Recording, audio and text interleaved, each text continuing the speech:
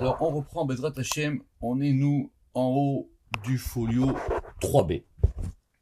Donc, depuis le début du folio 2a et 3, c'est Moshe Rabbeinu qui parle. Parce que dans le Tikkun HaZohar, il y a plusieurs personnages qui parlent. Et là, maintenant, c'est au tour de Moshe Rabbeinu, et il y a Rabbi Shimon, et Rabbi Shimon, il va convoquer des interlocuteurs, et chacun va parler à son tour. Et là, on est dans Moshe Rabbeinu qui parle. Et de quoi est-ce qu'on parle? Le sujet principal des Tikkun HaZohar, c'est évidemment Bereshit, mais c'est la Shrina. Parce que la Shrina, tout dépend de la Shrina.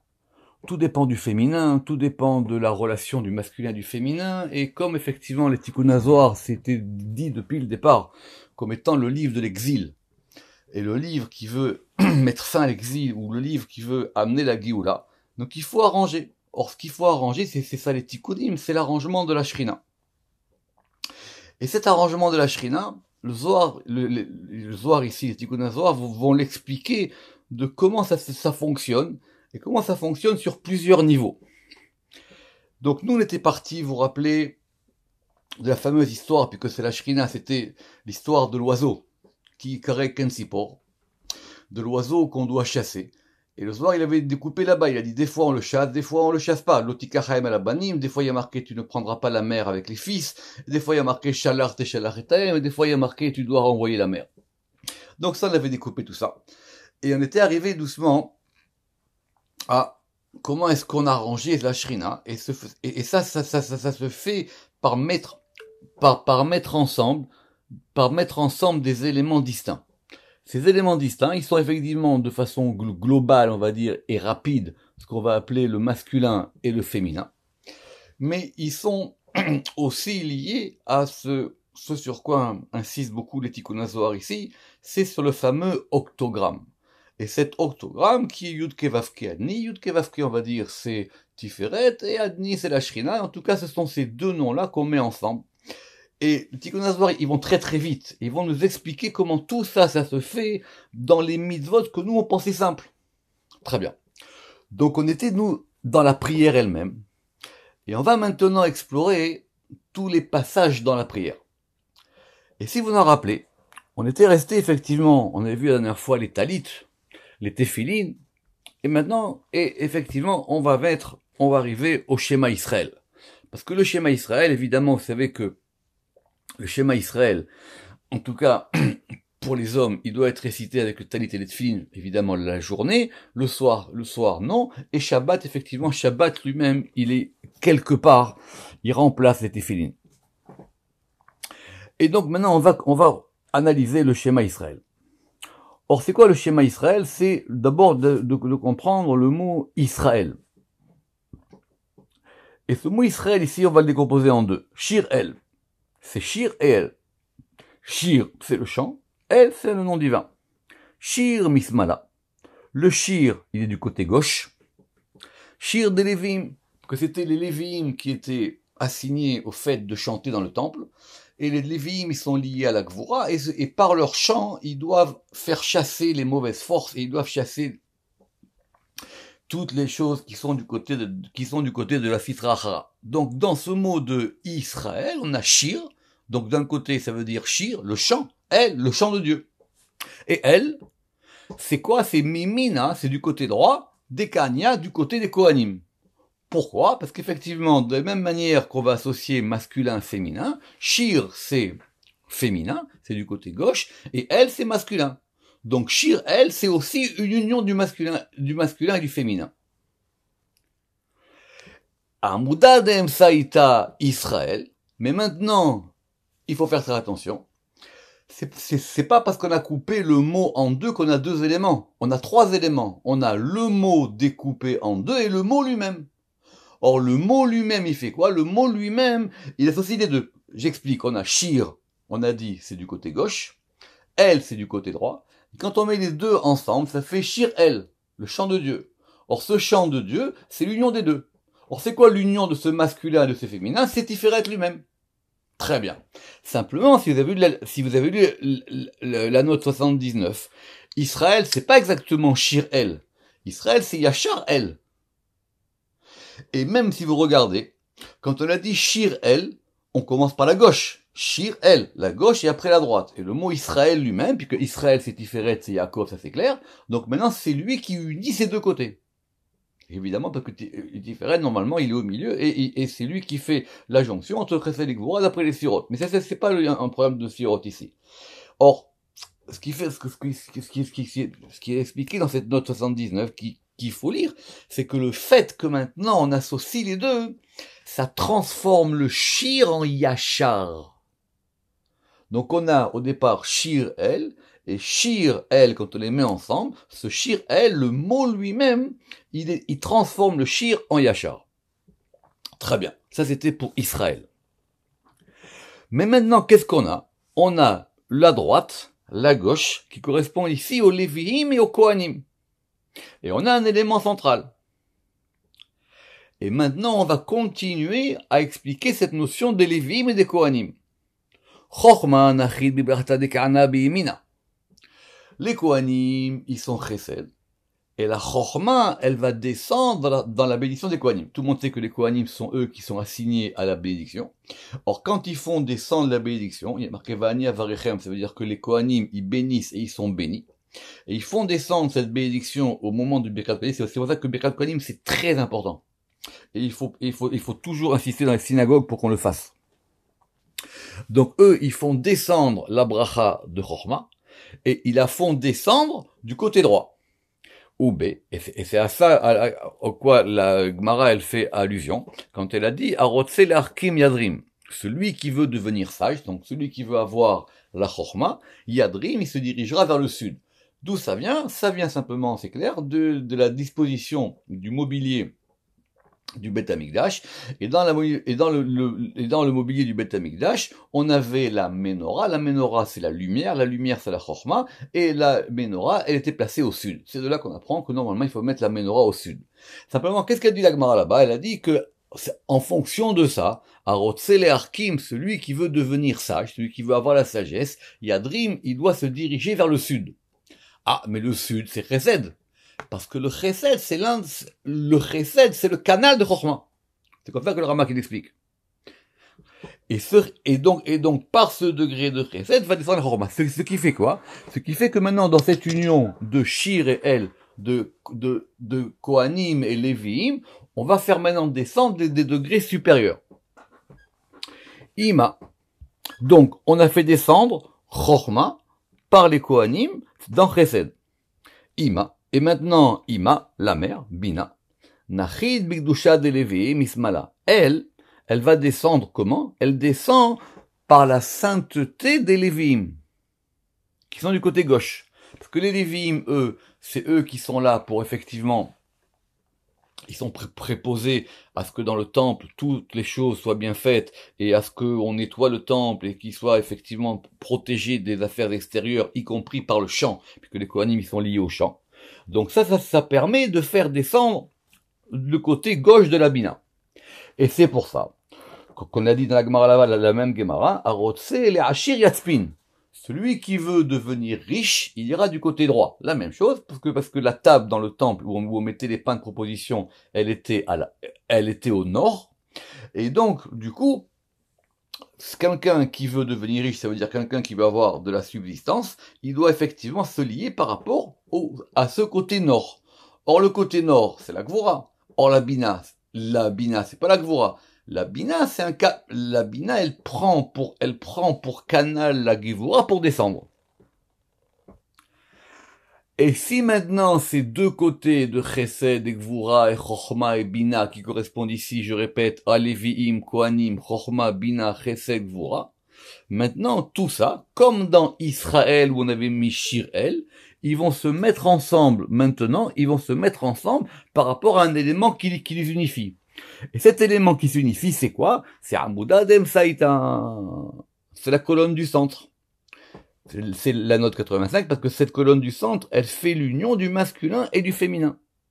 Kishura de Tarvayu, c'est la tâche des deux. Yichuda de Tarvayu, c'est l'union des deux. Ah, très bien. Donc on a maintenant ces éléments qui s'unissent. Tout ça en partant simplement du mot de Israël, de Shema Israël. Ou Fari. Alors de même quoi? De même qu'il y a un élément d'attache, d'unification, qui s'appelle la colonne du centre, il y a aussi un élément d'unification qui s'appelle Yesod. Ou Fakhri Yesod. Chai Almin, c'est lui le vivant des mondes. Tout le monde connaît, on a vu ça plusieurs fois, la différence entre Chai Almin et Chai Almin, voir dans le Pardes là-bas, Chai Almin, ça veut dire que c'est lui qui est vivant parmi les mondes, et Chai Almin, ça veut dire que c'est celui qui donne de la vitalité au monde. Et évidemment, ça désigne le juste, parce que le juste, c'est lui qui porte la vie. Ouf Achi. Donc de même que vous avez une colonne du centre qui unit les deux côtés et qui va les attacher ensemble. Alors il y a aussi un principe de Yesod qui s'appelle Chayalmin. Et c'est quoi c'est ça? Kishura de Amuda de Emsaïta ou Shrinta Tatar. Alors là, c'est plus compliqué. Ça veut dire que ce degré maintenant de Chayalmin, qui s'appelle Yesod, c'est lui qui va attacher la colonne du centre, qu'on vient de voir plus haut, ou Shrinta Tata, avec la Shrina inférieure. Tout le monde sait la différence, il y a Shrinta Tata et Shrinta Ela, il y a la Shrina inférieure qui est la Malchut et la Shrina supérieure qui est la Bina. Or, ce degré-là, maintenant, il permet d'unifier le tout. Puisqu'on a unifié la droite et la gauche, Chochma et Bina par rapport en haut, par rapport à Amudadem Saïta, et maintenant le degré qui est en dessous, qui s'appelle cette notion de vie de Chayalmin, c'est ce degré-là maintenant qui va unifier tout ça dans la Shrina d'en bas. Be'anatar. Et ça se fait où ça? Comment ça se fait? Dans quel endroit? Bitzluta. Dans la prière. C'est quoi la prière? C'est la prière des 18 bénédictions. Parce que 18 c'est Chai. Donc dans la Hamida, tout ça se fait ensemble.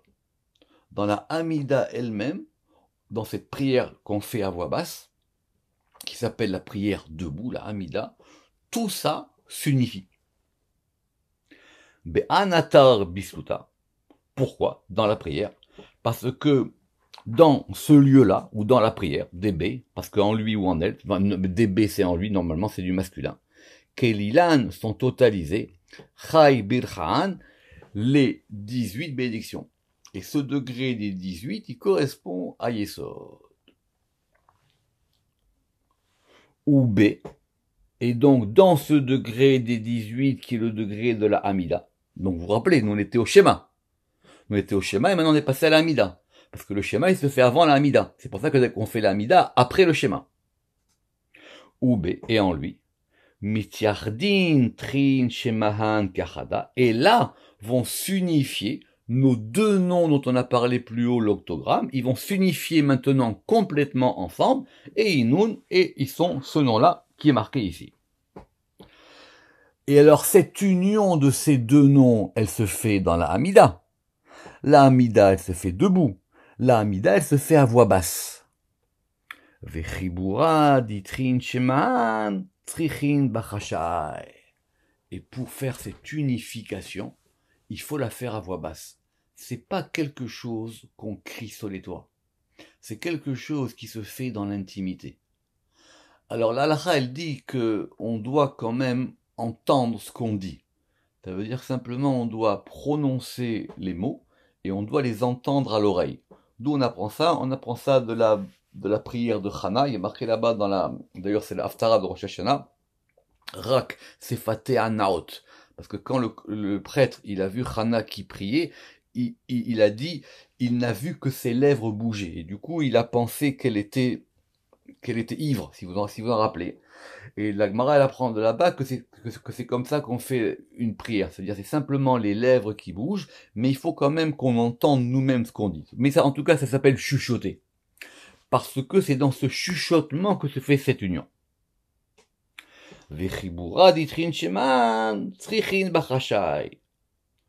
Pourquoi est-ce que ça doit se faire maintenant à voix basse? Bien qu'on ait compris que ce soit intime, que c'est l'union du masculin et du féminin. Ça va pas se faire avec des haut-parleurs. Veraza des Mila. Alors, Zohar, il dit ici, il y a un mystère. C'est quoi ce mystère? Be'amdam terafena chanfeen. Maintenant, pour comprendre ça, on va nous ramener à la fameuse Merkava de Yecheskel. Or ça, évidemment, on l'a fait ensemble. Mais maintenant, on va essayer de voir de façon plus précise. Rappelez-vous qu'il avait vu des chayot, il avait vu des ailes, et ces ailes, soit elles font beaucoup de bruit, et soit elles font pas de bruit. Quand le chariot il se déplace, les ailes elles font un bruit immense. Vous vous rappelez qu'on avait vu ça là-bas, comme on avait dit, comme la voix comme la voix d'un tumulte. Et lorsque le chariot s'arrête, lorsqu'elles s'arrêtent, be'amdam, lorsqu'elles vont se tenir debout. Or c'est quoi be'amdam? Là c'est la amida. Lorsqu'elles se tiennent debout, terafena chanfeen, littéralement, les ailes elles se radoucissent. Rafé. Elles s'affaiblissent. Et comme elles s'affaiblissent, ça fait pas de bruit. Be'omdam. Et c'est quoi Be'omdam? C'est Israël. Bisuta de Adamida. C'est Israël lorsqu'ils sont dans la prière de la Amida. Et donc, ces fameuses chayot là-bas, Chevan, terafena chanfeen. Leurs ailes se sont radoucies, se sont affaiblies. Bon, on les traduire radoucies, peut-être que affaibli, c'est peut-être un peu mieux. Pourquoi? De là les mishma be'un kala. Pour ne pas que soit entendu de ses ailes une voix. Des taman, parce que là-bas, kol demama daka, parce que là-bas, c'est ce qu'on appelle kol demama daka, ça s'appelle une voix, kol aussi, demama. Demama, être do même, ça veut dire être muet. Daka, fine tenue. Qu'est-ce qui se passe là? Pourquoi on nous ramène ce verset? Parce que les Tikkun HaZohar, ce livre, il est saint, et il va mettre maintenant quelque chose que lui a seul lui qui peut faire. Il va mettre en parallèle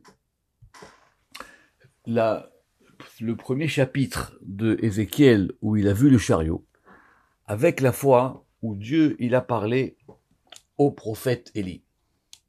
Et là-bas, c'est dans les rois, et il va entendre plusieurs choses. C'est une haftara célèbre. Et c'est à partir des versets un peu plus haut. Et vous vous rappelez, il est dit,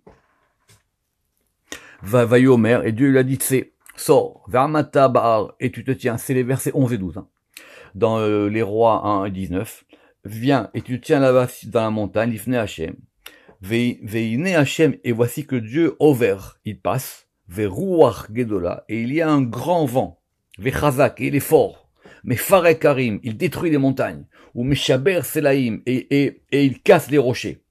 L'ifne Hachem devant Dieu, lo beruach Hachem, Dieu n'est pas dans ce vent-là.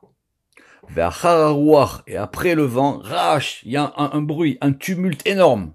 Lo berach Hachem, Dieu, il n'est pas dans ce tumulte-là. On passe au verset 12. Et après ce tumulte, il y a du feu. Lo baesh Hachem, Dieu, il n'est pas dans le feu. Et après le feu, kol demamadaka, une voix sourde et subtile et tenue. Vaï kishmo Eliaou, et donc, et là-bas, et il lui dit que c'est dans cette voix-là que est la chose. Donc, qu'est-ce qui va se passer ici? On va maintenant mettre en parallèle cette notion du kol de la voix des anges et le kol là-bas de Eliaou. Des taman kol de mamadaka. Kodesh à Kodashim. Et ça correspond à ce degré du saint des saints, Ba'amida. Parce que de la même manière que nous étions partis là-bas d'histoire du temple, vous vous rappelez que dans le temple on avait dit il y avait une table et il y avait une menorah. Et maintenant quand on rentre plus à l'intérieur du temple, on rentre dans le Kodesh à Kodashim. Le Kodesh à Kodashim, c'est la Amida. Ça veut dire que toute la structure de la prière, c'est comme un temple. Et quand on est dans l'Amida, on est maintenant à l'intérieur du temple lui-même, du Kodesh HaKodashim. Kodesh HaKodashim, Deyu Ba'amida. Begin, pourquoi? Des Taman Kata Malka, parce que c'est là-bas que vient le roi. Effectivement, maintenant, quand on a fait cette union-là, maintenant on va avoir une autre union du masculin et du féminin qui se fait dans le sein des saints. Déa. Et alors, pourquoi? Comment ça marche? Parce que Qu'est-ce qu'on avait vu, nous, là-bas, dans les versets des rois? On a dit, il y avait quoi? Il y avait Ruach, Gedola, il y avait un grand vent, il y avait un Ra'ash, il y avait un tumulte, et il y avait le feu. Dea, Beruach, Gedola, ou Barash, ou Baesh. De Ishtameun, Beun, Gatfe, Chevan, la Atamalka. Or là-bas, il y a beaucoup de bruit. Et comme il y a beaucoup de bruit, et on entend les voix des ailes, des chayot, d'où? De Ézéchiel. Le Zohar, ici, maintenant, vous lirez la note 92, il fait maintenant le rapport entre les éléments de Eliyahu Hanavi et les éléments de Ézéchiel. Or, comme là-bas, ça fait beaucoup de bruit, le roi, il vient pas là où il y a du bruit. Deshtameu beun gatfechevan la tamalka. Et là, bekol de mamadaka. Le roi, il ne vient que dans une voix, comme j'ai dit, sourde et tenue. Dei bata, parce que cette voix sourde et tenue, elle vient quand? Elle vient en quatrième. Elle vient dei batar, ruach, ra'ash, esh. Elle vient après les 3 premiers degrés qui s'appellent ruach, ra'ash, esh. Vi, et elle est les revia, leun, et elle est la quatrième. Donc maintenant on va voir 4 éléments. Il y a 4 éléments, et on l'a vu là-bas. Or ces 4 éléments, si vous en rappelez, on les avait vus aussi dans Ézéchiel. C'était comme ça qu'on avait compté les clipotes. Ve'alayu amar Yecheskel, et c'est à ce propos-là qu'Ézéchiel il a dit, Vaere, et que Ézéchiel il a dit, et j'ai vu, Veine ruach seara, et lui aussi, il a vu quoi? Lui aussi il a vu un vent de tempête, Ba'aminat Safon qui vient du nord, Anan Gadol, une grande nuée, Ve'esh mitla kachat, et un feu flamboyant. Donc on a 3 pour 3. 3 pour 3. Ha hinun tlat, donc ces 3, là il correspond aux 3 d'en haut.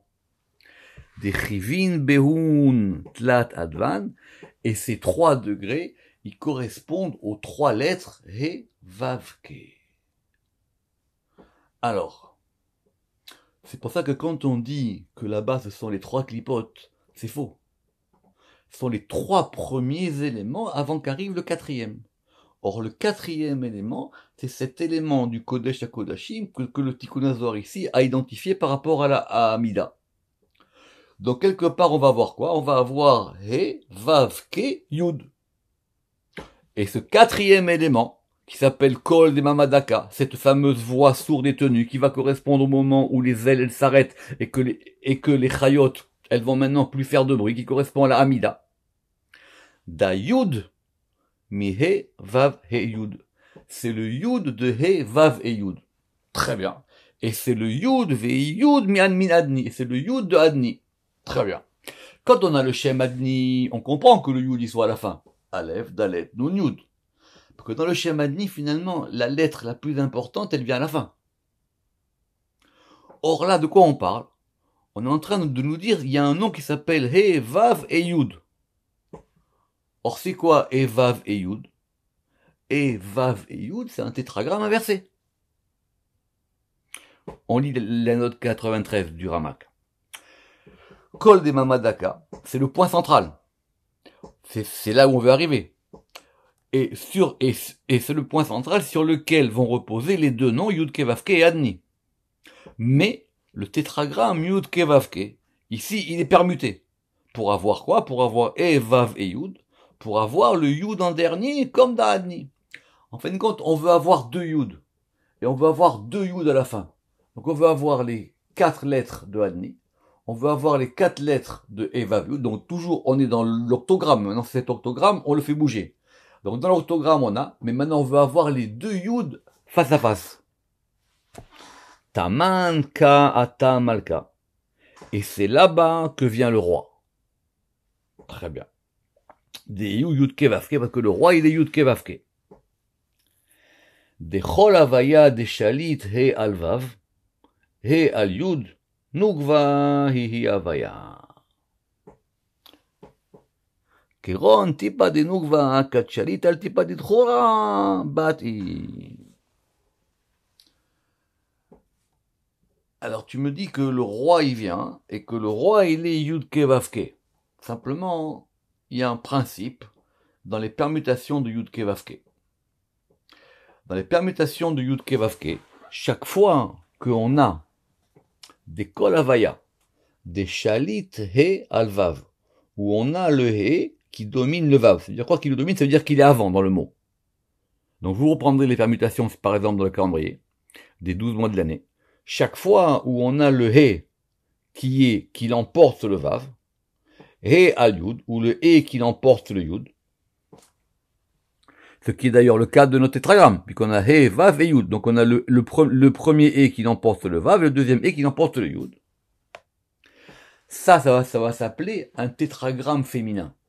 Parce que c'est le féminin qui l'emporte sur le masculin. C'est lui qui le domine. Ou plutôt, c'est le Rama qui dira des fois même c'est lui qui le protège. Mais en tout cas, c'est lui qui est prédominant. Je reprends. Tamanka, tamalka, de yud kevavke, de chol avaya, de shalit he alvav, et al yud, nugvahi avaya. Donc cette permutation, cette avaya, elle est féminine. Et ça ressemble à quoi?